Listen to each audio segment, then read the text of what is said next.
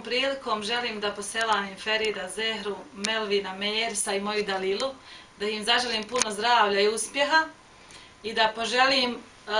Feridu veliki uspjeh u njegovoj promociji, da ga sreća prati i zdravlja puno i želimo iz Sarajeva da prenesemo još puno selama, da nabrajamo, sad ima i dosta, evo odle ili od mene Darfa, ja ću jednu pjesmu za našu dušu, za vas.